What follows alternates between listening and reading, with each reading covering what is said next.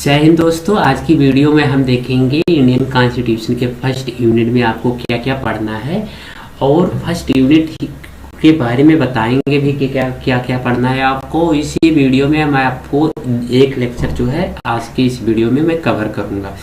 सबसे पहले आपको यहाँ पे देखने को मिलेगा डेफिनेशन, जो पढ़ना है डेफिनेशन पढ़ना है, क्लासिफिकेशन ऑफ कॉन्स्टिट्यूशन, सोर्सेस आपको पढ़ना है और silent feature of Indian constitution पढ़ना है, सेपरेशन ऑफ पावर पढ़ना है। लेकिन देखिए जो क्वेश्चन जो बनता है मैक्सिमम मतलब जो क्वेश्चन बनता है वो आपको यहाँ पे जो डेफिनेशन है डेफिनेशन से क्वेश्चन बन जाता है। यहाँ पे डेफिनेशन से क्वेश्चन आता है, हर बार आता है, तो डेफिनेशन से पढ़ लेना है। और देखिए साइलेंट फीचर से भी क्वेश्चन आएगा, साइलेंट फीचर और separation of power. First unit को ये तीन चीज़ें आप पढ़ लेंगे, आपका सब कुछ क्लियर हो जाएगा। चलिए देखिए आज की वीडियो में हम क्या करेंगे, किस किस चीज़ को देखें। डिफिनेशन या क्लासिफिकेशन कैसे कुछ भी आए, जैसे अभी देखो क्वेश्चन मैं आपको दिखाता हूँ कि क्वेश्चन कैसे बनता है आपके एग्जाम में। जब आप क्वेश्चन देखेंगे तो आपको पता हो जाएगा कि हाँ हमारे एग्जाम में ऐसे क्वेश्चन आने वाले हैं, तो आप अच्छे से क्लियर हो पाएंगे और सही से फॉर्मेट में आप पढ़ेंगे तो आपको लगेगा कि हम सही फॉर्मेट में पढ़ लें। देखो यहाँ पे लिखा है definition of constitution and discuss the nature of Indian constitution. तो देखिए जब आपको मैं टॉपिक बता रहा था क्या क्या पढ़ना, तो वहाँ पे नेचर जैसे कोई चीज़ें आपने नहीं देखी थी ना, तो यहाँ पे आपको पता हो गया कि हाँ नेचर भी पूछता है, तो आपको कॉन्स्टिट्यूशन के नेचर के बारे में बताना पड़ेगा, ठीक है। और या तो फिर पूछ लेगा discuss the essential element of federal constitution, is constitution of India federal examining, मतलब आपको बताना है कि ये फेडरल कॉन्स्टिट्यूशन है। तो यहाँ पे देखिए जब आप टॉपिक पढ़ रहे थे तो वहाँ पे फेडरल भी आप नहीं पढ़ रहे थे। देखिए ये तो जो प्रोबेबल है जो क्वेश्चन है, मतलब एक में ही सब कुछ कंसाइंस करके लिखा जाए, तो डिफाइन कॉन्स्टिट्यूशन यानी कि डेफिनेशन लिखना है। फेडरल कॉन्स्टिट्यूशन क्या होता है इसके बारे में बताना है। How far Indian constitution is federal in nature, कैसे है हमारे यहाँ का जो कॉन्स्टिट्यूशन है फेडरल नेचर का। देखिए अभी आप कंफ्यूज मत होइए या आप परेशान ना होइए, आपको सब कुछ समझ में आने वाला है इस वीडियो में। तो देखिए अब ये तो आप देख लिए कि हाँ आपको एग्जाम में कैसे क्वेश्चन पूछा जाता है। अब एक एक क्वेश्चन को आज मैं क्लियर करने वाला हूं इसी वीडियो में, तो आप लास्ट तक देखते रहे वीडियो को। और देखिए लिखा हुआ फर्स्ट टॉपिक में आपको पढ़ना है definition and classification of constitution, जैसे मैंने आपको पहले ही बता दिया। अब देखिए इसमें आप जब आंसर लिख रहे होंगे तो आपको ये जो हेडिंग दिख रहे हैं ये हेडिंग आपको मेंशन करना है आपके एग्जाम में, जिससे डिफिनेशन हो गया, कॉन्स्टिट्यूशन, क्लासिफिकेशन, फेडरल और यूनिटरी। अगर ये चार हेडिंग आपको याद हो गई इसी समय, अगर यहीं पे आप समझ गए चारों हेडिंग का मतलब, तो मान के चलिए आपका जो आंसर है वो 50% आपको अभी से याद हो गया। डिफिनेशन याद हो गया, क्लासिफिकेशन याद हो गया, फेडरल और यूनिटरी याद हो गया होगा। आई होप आपको समझ में भी आ गया होगा। तो देखिए अब हम देखते हैं कि क्या होता है डिफिनेशन, कैसे हम डिफाइन करते हैं किसी भी कॉन्स्टिट्यूशन को। तो यहाँ पे आपको दिख रहा होगा द वर्ड जो कॉन्स्टिट्यूशन है ये कैसा वर्ड है, तो ये फ्रेंच वर्ड है, फ्रेंच से ओरिजिन हुआ है, जिसका मतलब होता है या जिसे यूज ही किया जाता है किसी भी रेगुलेशन और ऑर्डर के लिए, किसी भी रेगुलेशन और ऑर्डर के लिए इसे यूज किया जाता है। तो अब इसका मतलब तो आपको पता हो गया कि हाँ किसके लिए हम कॉन्स्टिट्यूशन वर्ड जो वर्ड है इसको किस लिए यूज करते हैं। अब इसके बाद में देखिए the constitution of any country, भी किसी भी कंट्री का क्या हो कॉन्स्टिट्यूशन हो, वो किसी भी कंट्री का हो कॉन्स्टिट्यूशन इज फंडामेंटल लॉ, वो एक फंडामेंटल लॉ होता है। कैसा लॉ होता है, तो एक फंडामेंटल लॉ होता है। फंडामेंटल लॉ का मतलब होता है कि वही आधार होता है, उसी बेसिस पे कोई भी लॉ बनता है। Of the land with greater authority and sensitive. अब देखिए is only describe the basic principle, देखिए यहाँ पे लिखा है डिस्क्राइब बेसिक प्रिंसिपल, क्या लिखा हुआ है, तो यहाँ पे वर्ड यूज हुआ है डिस्क्राइब बेसिक प्रिंसिपल। याद रखना दो वर्ड याद करना है। ये जो होता है जो कॉन्स्टिट्यूशन होता है, एक रेगुलेशन और ऑर्डर के लिए क्या किया जाता है, यूज किया जाता है। ये किसी भी कंट्री का एक मूल यानी कि फंडामेंटल लॉ होता है। दूसरा याद रखो कि ये डिस्क्राइब करता है बेसिक प्रिंसिपल को। बस तीन चीजें याद हो गई, आपका मान के चलिए डेफिनेशन कंप्लीट हो जाएगा। या फिर आप इसे इंट्रोडक्शन लिख सकते हैं कि हाँ एक इंट्रोडक्शन के तरीके से थी। तो कॉन्स्टिट्यूशन एक फ्रेंच लैंग्वेज है जिसको हम रेगुलेशन के लिए, जिसका मतलब या जिसको हम यूज करते हैं रेगुलेशन एंड ऑर्डर के लिए, ये किसी भी कंट्री का एक फंडामेंटल लॉ होता है। कॉन्स्टिट्यूशन अगर आगे तो फंडामेंटल लॉ ही माना जाएगा किसी भी कंट्री का हो। ओके। और इसके बाद में ये डिस्क्राइब करता है, यानी कि किसको डिफाइन करता है, तो एक बेसिक प्रिंसिपल को डिफाइन करता है ऑफ द स्टेट, कह सकते हैं किसी भी स्टेट के। अब यहाँ पे स्टेट का मतलब ये नहीं बिहार और झारखंड वाला स्टेट, यहाँ पे एक नेशन से मतलब है, यानी कि इंडिया को डिफाइन करता है, ठीक है।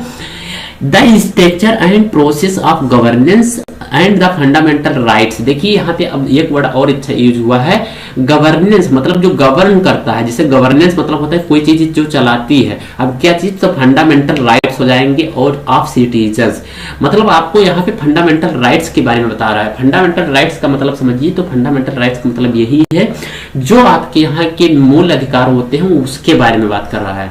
अब फंडामेंटल राइट्स क्या होता है, तो ये आप आर्टिकल 12 और से 35 तक पढ़ेंगे पार्ट 3 में, जब आप कॉन्स्टिट्यूशन के बारे में आगे पढ़ते रहेंगे तब। देखिए डिफिनेशन को आपको अपने अनुसार नहीं लिखना है, ये जो आप लिखे हैं यहाँ पे लिखा हुआ डिफिनेशन ऑफ कॉन्स्टिट्यूशन, एक जनरली डिफिनेशन दी गई है कि हाँ ये सभी कॉन्स्टिट्यूशन का हो सकता है। ये चाहे अपने भारत के कॉन्स्टिट्यूशन लिख रहे हो या फिर आप यूएसए के कॉन्स्टिट्यूशन में लिख रहे हो, ये चीजें आपको लिखना मैंडेटरी होता है। आप किसी भी कॉन्स्टिट्यूशन को डिफाइन करना है तो ऐसे कर सकते हैं, लेकिन जब आप इंडिया के कॉन्स्टिट्यूशन को डिफाइन कर रहे हो या कोई थिंकर के अनुसार डिफिनेशन को लिखना है, तो सबसे पहले आपके आते हैं अरिस्टोटल। अरिस्टोटल ये कैसे डिफाइन करते हैं आपने के मतलब किसी भी कॉन्स्टिट्यूशन को, तो इसको समझिए। अरिस्टोटल कहते हैं, अकॉर्डिंग टू हिम, अरिस्टोटल के अनुसार define the constitution is the way of which all citizens और constitution part of the state और organise in relation of each other. देखिए यहाँ पे लिखा गया है ऑर्गेनाइजेशन, ये ऑर्गेनाइज्ड करती है, क्या ऑर्गेनाइज करती है, तो रिलेशन को, किसके बीच में, रिलेशन को। तो जैसे अदर्स मतलब हो गया सेंट्रल और स्टेट के बीच में जो रिलेशन होता है उसको ऑर्गेनाइज करती है, ये अकॉर्डिंग टू अरिस्टोटल कह रहे हैं। अब देखिए आइंस्टीन क्या कह रहे हैं, तो आइंस्टीन जो डिफाइन कर रहे हैं, स्टेट द डिफाइन, मतलब जो है स्टेट होता है वही डिफाइन कर देता है किसी भी कॉन्स्टिट्यूशन को। कैसे, तो इट फिक्स्ड, मतलब वो फिक्स करता है the structure of the supreme government, मतलब क्या है, एक सुप्रीम गवर्नमेंट होती है और जो सुप्रीम गवर्नमेंट होती है उसके स्ट्रक्चर जो होते हैं वही डिफाइन कर देते हैं कि वो कैसा कॉन्स्टिट्यूशन है। तो एक स्टेट जो है वो डिफाइन कर देता है किसी भी सुप्रीम गवर्नमेंट को, तो उसी को हम कॉन्स्टिट्यूशन मान लेते हैं। तो दो डिफिनेशन आपने यहाँ देखा। अब आते हैं क्लासिफिकेशन ऑफ कॉन्स्टिट्यूशन। तो कॉन्स्टिट्यूशन को हम कैसे क्लासिफाई कर सकते हैं, इस वीडियो में देखिए। क्लासिफिकेशन ऑफ कॉन्स्टिट्यूशन को अगर मैं क्लासिफाई किया जाए तो क्लासिफिकेशन बहुत बेसिस पे हो सकता है, लेकिन यहाँ पे मुख्यतः मैं आपको बताऊंगा जैसे रिटन कॉन्स्टिट्यूशन और अनरिटन कॉन्स्टिट्यूशन, रिजिड और flexible constitution, supreme and subordinate constitution, federal and unitary constitution. जैसे मैंने बताया था आप 4 वर्ड याद कर लेंगे तो आपका कंप्लीट हो जाएगा। जैसे मैंने वहां पे आपको बोला था कि फ्लेक्सिबल जो है वर्ड याद कर लेना, तो यहाँ पे आपने जैसे फ्लेक्सिबल वर्ड याद कर लिया, रिजिड और फ्लेक्सिबल तो एक ही साथ पढ़ेंगे, तो रिजिड और फ्लेक्सिबल जो वर्ड है याद कर लीजिए, और फेडरल और यूनिटरी याद कर लेना। ये चीजें 2-3 चीजें जो याद करने के लिए मैं बोल रहा हूँ वो याद करते चलना इसी समय। एक बार रिवाइज करेंगे वीडियो को देखने के बाद में तो आपका सब कुछ कंप्लीट होने वाला है। According to the traditional classification देखा जाए, जो आज के डेट में क्लासिफिकेशन किया जाता है, कॉन्स्टिट्यूशन आर ईदर यूनिटरी और फेडरल। देखिए यूनिटरी जो वर्ड है इसका मैं अभी आपको आगे डिटेल में बताऊंगा, आपको समझ में आएगा कि कोई चीज यूनिटरी क्या होती है, कोई चीज फेडरल क्या होती है। तो जो यूनिटरी होती है, यानी कि कोई भी कॉन्स्टिट्यूशन को क्लासिफाई करना हो तो आप 2 प्रकार से ही कह सकते हैं, यूनिटरी और फेडरल कॉन्स्टिट्यूशन के बेसिस पे। In unitary constitution the power of government is centralised. हाँ यहीं पे आप देख लीजिए, जो यूनिटरी कॉन्स्टिट्यूशन होता है इसमें जो पावर होती है वो कैसी होती है, तो पावर इसमें जो होती है गवर्नमेंट की पावर, यहाँ पे देखिए गवर्नमेंट की जो पावर होती है वो सेंट्रलाइज होती है। What do you mean by centralise, तो सेंट्रलाइज का मतलब यही होता है कि वो पावर जो होती है एक सत्ता में होती है, एक आदमी के हाथ में होती है, उसे हम सेंट्रलाइज कर देते हैं। जैसे अगर आप अपना फोन अपने लिए ही यूज कर रहे हैं, आप किसी दूसरे को नहीं दे रहे हैं, तो यानी कि आपका जो फोन है वो आपके हाथ में सेंट्रलाइज्ड है। यानी कि सेंट्रलाइज का मतलब होता है जितनी पावर है वो आपको ही दी गई है। आई होप आपको सेंट्रलाइज का मतलब समझ में आ रहा है। तो जो गवर्नमेंट होती है वो एक गवर्नमेंट, देखिए लिखा हुआ है वन गवर्नमेंट, यहाँ पे मैं हाईलाइट कर रहा हूँ, समझिए आप लोग। यहाँ पे क्या लिखा हुआ है, वन गवर्नमेंट, एक गवर्नमेंट की पावर जो होती है पूरा सेंट्रलाइज होती है, तो उसी को हम कह देते हैं कि यूनिटरी कॉन्स्टिट्यूशन। तो यूनिटरी कॉन्स्टिट्यूशन में जो गवर्नमेंट होती है उसको पावर सेंट्रलाइज होती है। डेट इज सेंट्रल गवर्नमेंट, जिसे सेंट्रल गवर्नमेंट कहते हैं। देखिए डेट इज सेंट्रल गवर्नमेंट, जिसे हम सेंट्रल गवर्नमेंट कहते हैं। देखिए गवर्नमेंट भी दो प्रकार से होती है, अभी जब आप पढ़ेंगे तो एक स्टेट गवर्नमेंट होती है, एक सेंट्रल गवर्नमेंट होती है। आई होप आपको समझ में आ रहा है, हमको जहां तक विश्वास है। The provision are subordinate to centre. अब जो प्रोविजन होते हैं वो सबऑर्डिनेट होते हैं, मतलब नीचे जो नीचे चीजें होती हैं, जो ऊपर से नीचे चीजें, यानी कि सेंटर से जो नीचे की तरफ आती हैं, उसमें जो है प्रोविजन के बेसिस पे डिवाइड कर दिया जाता है। इन federal constitution on off the other hand that is division of power. देखिए मैंने जैसे आपको बताया कि यहाँ पे पावर जब आप देखेंगे तो पावर का जो है डिवीजन होता है, तो ये वर्ड याद रखना, division of power between federal, यानी कि फेडरल एंड स्टेट गवर्नमेंट्स। तो कहाँ पे पावर का डिवीजन होता है, तो दो प्रकार से थी, यानी कि फेडरल कॉन्स्टिट्यूशन में तो पावर को डिवाइड किया जाएगा और स्टेट गवर्नमेंट और सेंट्रल गवर्नमेंट के बीच में डिवाइड किया जाएगा। और जो पावर डिवाइड किया जाएगा वो कैसा होगा, तो वो इंडिपेंडेंट होगा। जो पावर डिवाइड किया जाएगा वो इंडिपेंडेंट होगा। तो अभी आपने पढ़ा जो यूनिटरी कॉन्स्टिट्यूशन होता है वहां पे पावर सेंट्रलाइज होता है, और जो फेडरल कॉन्स्टिट्यूशन होता है वो क्या होता है, डिवीजन करता है पावर को। तो फेडरल और यूनिटरी का मतलब अभी आपको समझ में थोड़ा बहुत आ चुका है।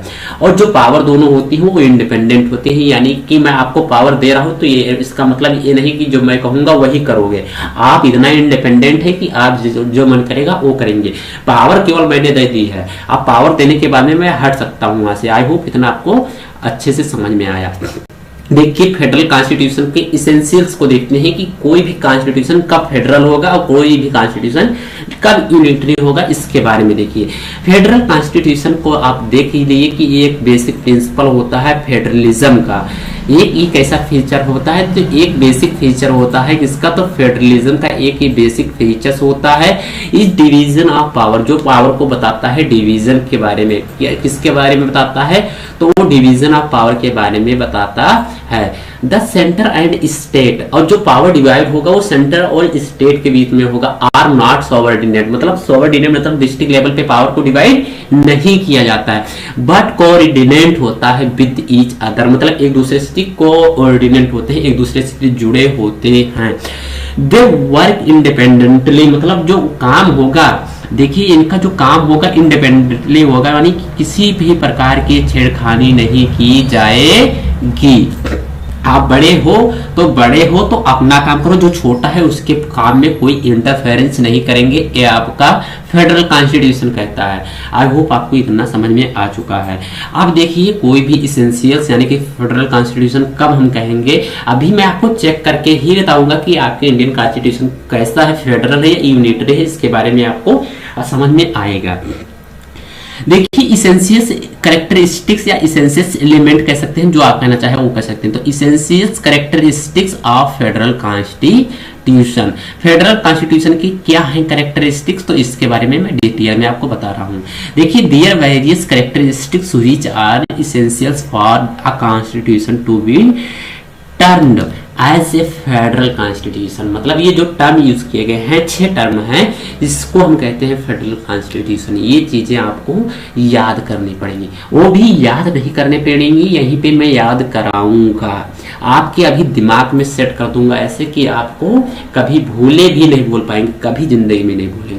देखिए जैसे मैंने आपको पहले बताया फेडरल मतलब अलग अलग चीजें, तो सबसे पहले तो आपको इतना तो पता होगा कि फेडरल कॉन्स्टिट्यूशन जो होगा वहां पे जो डिस्ट्रीब्यूशन होगा पावर का क्या होगा, तो यहाँ पे डिस्ट्रीब्यूशन ऑफ पावर। अब ये बताइए पावर का डिस्ट्रीब्यूशन क्या दो भाई आपस में बांट लेंगे, नहीं।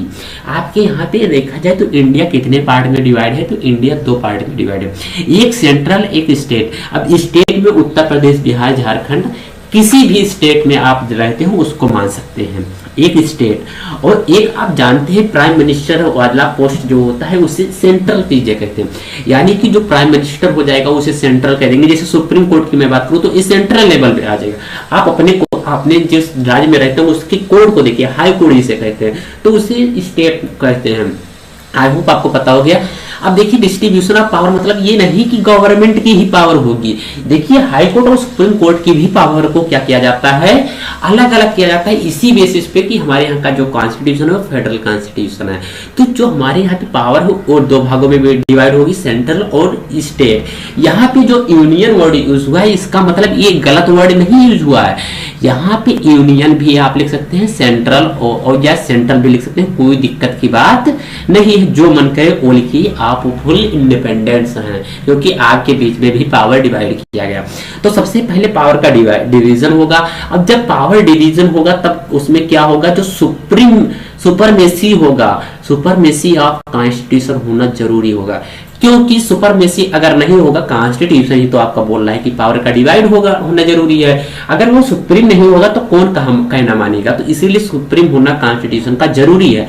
पहले ये बोला कि कॉन्स्टिट्यूशन को जो पावर है यानी कि जो पावर है उसको डिवाइड करो, और जो बोला कॉन्स्टिट्यूशन का पावर है उसे डिवाइड करो, उसी को सुप्रीम बना दिया गया। यानी कि आपने किसी को एडवाइस दिया और वो एडवाइस ऐसा दिया कि वो एक दूसरे को डिवाइड कर दिया, और आपने ऐसा एडवाइस दिया कि वो आपको सुप्रीम मानने लगे। जैसे अगर आपको कोई पढ़ाता है तो उसके आप क्या बोलते हैं, सर बोलते हैं। जब सर बोलते हैं तो उसको आप सुप्रीम कर देते हैं, यानी कि आप मुझसे ऊंचे हो गए। तो यही सुपरमेसी कॉन्स्टिट्यूशन हो गया। आई होप आपको समझ में आ चुका है इतना। अब देखिए जब सुपरमेसी कॉन्स्टिट्यूशन हो गया तो इसके बाद में आता है ये रिटन कॉन्स्टिट्यूशन।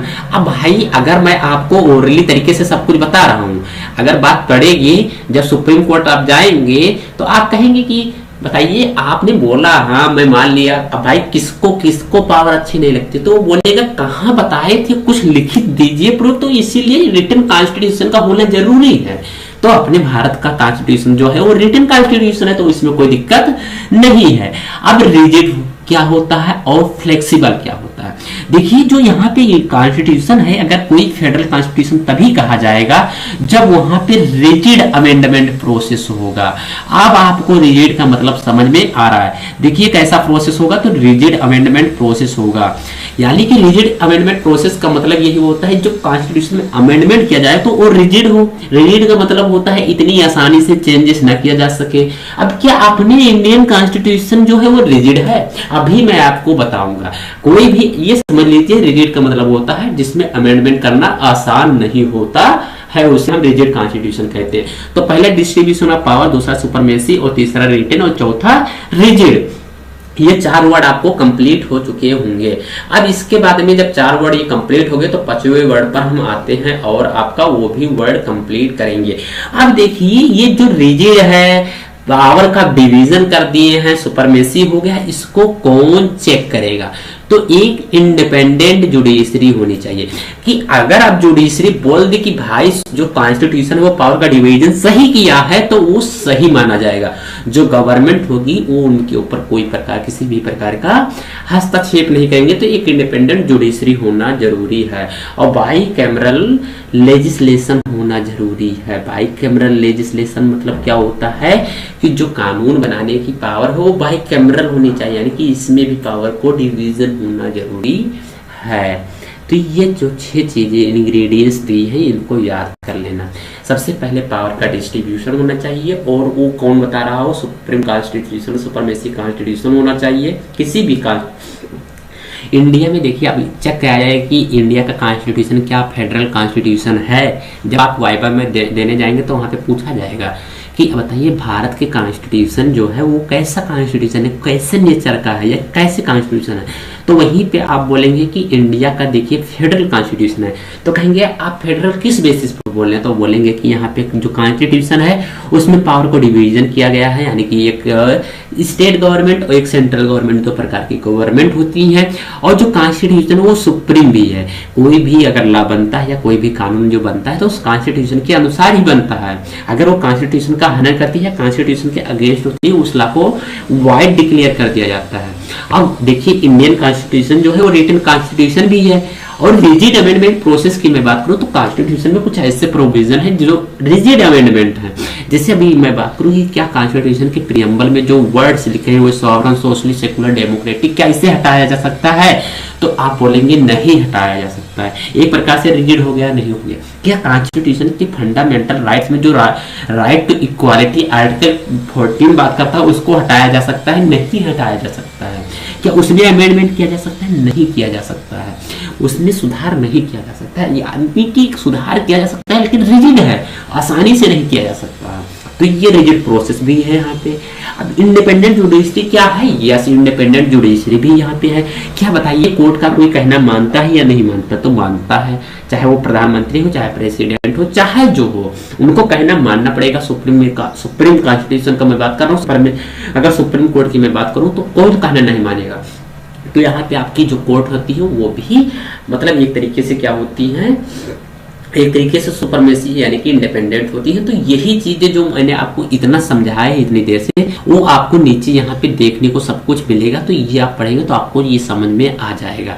अब यहाँ पे देख लीजिए थोड़ा, अगर मैं समझाते चलूँ, कुछ की पॉइंट जो बता दूं वो ढूंढते चलना और आपको सब कुछ समझ में आएगा। तो देखिए, जो डिस्ट्रीब्यूशन ऑफ पावर होता है, ये distribution of power form and important and integral part distribution of power between centre और स्टेट। देखिए वहाँ पे यूनियन लिखा हुआ था, यहाँ पे सेंटर आ गया, तो इसमें आपको कंफ्यूज नहीं होना है, कुछ भी आपका जो मन करे वो लिख सकते हैं। Bodies present in the constitution the division of government of power, यानी कि देखिए यहाँ पे गवर्नमेंट की जो पावर होगी उसका डिवीजन होगा इनटू नेशन और regional government is the 3 list. देखिए 3 लिस्ट को भी यहाँ पे लिया गया है। तो 3 लिस्ट होती है, एक यूनियन लिस्ट होती है, एक स्टेट लिस्ट होती है, एक कॉन्करेंट लिस्ट होती है। अब ये लिस्ट जो है, आपको ये लिस्ट जब आप आगे पढ़ेंगे सेपरेशन ऑफ पावर, तो वहां पे भी पढ़ने को मिलेगा, इतना याद रखना, जो कि 7th शेड्यूल में दी हुई है। जब वाइवा देने जाएंगे तो ये पूछा जाएगा, ये इंपॉर्टेंट क्वेश्चन है कि जो 3 लिस्ट होती है, क्योंकि आप इसमें तो पढ़ ही रहे हैं डिस्ट्रीब्यूशन ऑफ पावर में, जब आप सेपरेशन ऑफ पावर पढ़ेंगे तो वहां पे पढ़ेंगे, रूल ऑफ लॉ पढ़ेंगे तो वहां पे भी पढ़ेंगे, तो इसलिए इंपॉर्टेंट हो जाता है। सुपरमेसी ऑफ लॉ का मतलब ये होता है कि जो टर्म लॉ है वो इन्वॉल्व करता है रेगुलेशन बाय लॉ, ये सब आप लिख लेंगे, इसमें कुछ समझाने वाली बात नहीं है। रिटन कॉन्स्टिट्यूशन क्या होता है ये देख लीजिए। रिजिड में थोड़ा मैं आपको हिंट दूंगा कि आप कैसे समझिए रिजिड के बारे में, अगर अंदर का कंटेंट ढूंढे तो कैसे लिखेंगे। तो जो constitution should be rigid and permanent, जिससे जो कॉन्स्टिट्यूशन है वो रिजिड होता है और परमानेंट होता है, ठीक है। और ये by law set of document can not be said to a federal constitution, जिसे फेडरल कॉन्स्टिट्यूशन नहीं कह सकते हैं। देखिए फेडरल कॉन्स्टिट्यूशन में अभी आपने पढ़ा पावर का डिवीजन होता है, लेकिन जो रिजिड कॉन्स्टिट्यूशन एक मुख्यतः रिजिड ही है, उसमें जो पावर का मतलब जो होता है वो फेडरल बहुत कम ही होता है। The method of amendment is should be rigid, यहाँ पे जो अमेंडमेंट है ये याद रखना, बस इतना वर्ड यूज कर देना, अमेंडमेंट शुड बी रिजिड, बस आपका आंसर कंप्लीट। इसे हाईलाइट भी कर सकते हो आप यहाँ पे, ओके। अब इसके बाद में basic of principle of the constitution be under thread, और यहाँ पे ये सब देख लेना, इसमें कुछ समझाने वाली बात नहीं है। यहाँ पे ये देखिए लिखा है चेंजेस टाइम टू टाइम, लेकिन ये चेंजेस भी होते रहते हैं, ये नहीं है कि यहाँ चेंजेस नहीं होंगे। इंडिपेंडेंट जुडिशरी का मतलब आप समझ ही रहे हैं। बाई कैमरल का मतलब देख लीजिए, फेडरल सिस्टम ऑफन हैव ये बाई कैमरल मतलब 2 चैम्बर होगा। जैसे 2 चैम्बर की मैं बात करूँ तो जिसे आपने देखा होगा कि स्टेट लेजिस्लेचर और पार्लियामेंट जिसे हम कहते हैं, तो उसी को 2 चैम्बर के नाम से हम मान सकते हैं, ठीक है। तो यह स्टेट प्रोविजन यहाँ पे लिखा भी है। यूनिटी, अब देखिए यूनिटरी कॉन्स्टिट्यूशन किसे कहते हैं, इस वीडियो में यूनिटरी कॉन्स्टिट्यूशन को भी मैं बताऊंगा, याद हो जाएगा सब कुछ, आपको परेशान नहीं होना है। देखिए यूनिटरी कॉन्स्टिट्यूशन का मतलब होता है कि पावर को यूनाइटेड करके रखना, यूनिटी बना के रखना। यूनिटी मतलब क्या होता है, यूनिटी से ही यूनाइटरी कॉन्स्टिट्यूशन आया है। तो यूनिटी का मतलब होता है कोई संघ बनाना या किसी के साथ साथ चलना। तो यूनिटरी कॉन्स्टिट्यूशन का मतलब होता है कहीं पे पावर को सेंट्रलाइज कर देना, जैसे मैंने आपको पहले ही बताया था। अब देखिए यूनिटरी कॉन्स्टिट्यूशन को कैसे लिखेंगे, तो यूनिटरी कॉन्स्टिट्यूशन से सबसे पहले ये निद्रा करिए कि यूनिटरी कॉन्स्टिट्यूशन से एक लॉन्ग आंसर नहीं बनेगा। जब पढ़े बनेगा तो दोनों फेडरल और यूनिटरी दोनों पूछेगा या फिर फेडरल ही पूछेगा, लेकिन चाहे जो पूछे आपको दोनों भी लिखना है, फेडरल और यूनिटरी। देखिए unitary government is a kind of government, मतलब गवर्नमेंट का एक प्रकार होते हैं सिस्टम इन व्हिच ये single power which is known as the central government, जिसे हम सेंट्रल गवर्नमेंट के नाम से जानते हैं, जो कंट्रोल होता है होल गवर्नमेंट, मतलब जो पूरे गवर्नमेंट पर क्या करता है, कंट्रोल बनाए रखता है, उसी को हम कहते हैं सेंट्रल गवर्नमेंट, ठीक है। और इन फैक्ट्स मतलब ये फैक्ट देखा जाए तो all power administrative division authority lease the at the central place, मतलब जो पावर होती है वो क्या होती है, की जो गवर्नमेंट होती है वहीं पे वो आज के डेट में वो होता है। अब ये चीज़ें जो है यूके देखेंगे तो यूके में आपको देखने को मिलेगा अफगानिस्तान, इटली, चाइना, ये सब, सऊदी अरबिया, ये सब कंट्री जो है इसको फॉलो करती हैं। अब देखिए यहाँ पे मैं बात कर रहा हूँ कि कोई भी कॉन्स्टिट्यूशन कब यूनिटरी होगा। तो किसी भी कॉन्स्टिट्यूशन को हम यूनिटरी बोलने के लिए, व्हेन इट बिकम यूनिटरी के लिए आपको 4 इंग्रेडिएंट्स यानी कि 4 एसेंशियल्स याद रखना है। ड्यूरिंग इमरजेंसी यानी कि ड्यूरिंग जब इमरजेंसी लागू होता है तो union can make law in relation to matter in the state list. मतलब यूनिटरी का मतलब होता है पावर का इकट्ठा होना, लेकिन मान के चलिए अगर पावर डिवाइड है यानी कि पावर जब डिवाइड होता है तो वो क्या होता है, जो सेंट्रल लेवल के जो गवर्नमेंट होती है वो स्टेट लिस्ट पे कानून बनाती है। लिखा हुआ union parliament can letter name areas boundaries of existing state create and abolish. मतलब जो स्टेट होता है उसको जो पार्लियामेंट होती है यानी कि सेंट्रल गवर्नमेंट होती है उसको हटा सकती है और उसको एबॉलिश कर सकती है, उसके साथ एग्जिस्ट भी कर सकती है, किसी चीज को जोड़ भी सकती है। The provision of the single citizenship, ये याद रखना, सिंगल सिटीजनशिप होना चाहिए, नो सेपरेट सिटीजनशिप होना चाहिए, ठीक है। और the rule of repugnancy operating in favour of union parliament. तो यूनिटरी कॉन्स्टिट्यूशन के होने के लिए सबसे पहले पावर जो है यूनिटरी होनी चाहिए, यानी कि पावर का डिस्ट्रीब्यूशन ऑफ पावर नहीं होना चाहिए। और जो बाउंड्री है यानी कि कोई भी अंदर स्टेट, जैसे उत्तर प्रदेश, बिहार की मैं बात करूं तो इसकी अंदर की जो बाउंड्रीज होती हैं उसको चेंज करने का जो पावर है केवल पार्लियामेंट के पास होनी चाहिए। सिंगल सिटीजनशिप होनी चाहिए, और जो सिंगल सिटीजनशिप होनी चाहिए और यूनियन पार्लियामेंट के पास जो रिपग्नेंसी ऑपरेटिंग होता है वो होना चाहिए। तो इसे हम कह देते हैं कि जो है कॉन्स्टिट्यूशन। अब देखिए इंडियन का कॉन्स्टिट्यूशन में पावर तो भाई डिवाइड हुआ है, तो ये फर्स्ट रूल तो फॉलो नहीं होता है। सेकंड रूल हाँ ये फॉलो होता है कि इमरजेंसी के समय जो है पार्लियामेंट जो है कानून बनाती है, इसमें कोई दिक्कत की बात नहीं है। और जो पार्लियामेंट होती है वही क्या करती है, स्टेट की बाउंड्री को चेंज करती है, ये भी सही है। लेकिन ये देखिए यहाँ पे स्टेट के पार्लियामेंट ही चेंज करती है, और सिंगल सिटीजनशिप भी होता है, और जो है repugnancy operating in favour of union parliament ये भी है। तो आप जब इंडिया का कॉन्स्टिट्यूशन दोनों प्रकार से हो जाते हैं तो इसीलिए कहा जाता है जो इंडिया का कॉन्स्टिट्यूशन ना वो फेडरल है ना यूनिटरी है, तब ये कैसा कॉन्स्टिट्यूशन है, तो ये इसको हम बोल देते हैं कि ये दोनों का मिक्स है। और जब दोनों का मिक्स होगा तो उसी को हम बोल देते हैं क्वासी फेडरल कॉन्स्टिट्यूशन। तो हमारे इंडिया का कॉन्स्टिट्यूशन क्वासी फेडरल कॉन्स्टिट्यूशन है। आई होप आपको इतना समझ में आ चुका है। आप देखिए जब इतना समझ में आ चुका है तो अब आंसर आप लिखेंगे तो आपको समझ में आएगा क्या क्या हेडिंग लिखनी है। तो इसमें देखिए ऐसे क्वेश्चन जो मैंने पहले आपको बताया था वही क्वेश्चन यहाँ पे आपको देखने को मिल रहा है। ये क्वेश्चन आप नोट्स कर लेंगे, जब क्वेश्चन के अनुसार आप पढ़ते चलेंगे तो आपको सब कुछ समझ में आएगा। देखिए ये दो क्वेश्चन लिखने की जरूरत नहीं है, ये 2 क्वेश्चन से लिखने से अच्छा है कि ये वाला क्वेश्चन आप लिखिए, जो मैं ये कलर कर दिया रहा हूँ इसको लिखिए, ठीक है।